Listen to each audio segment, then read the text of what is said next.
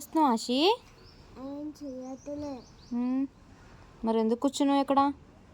నేను కేక్ చేయడానికి కూర్చున్నా ఇక్కడ.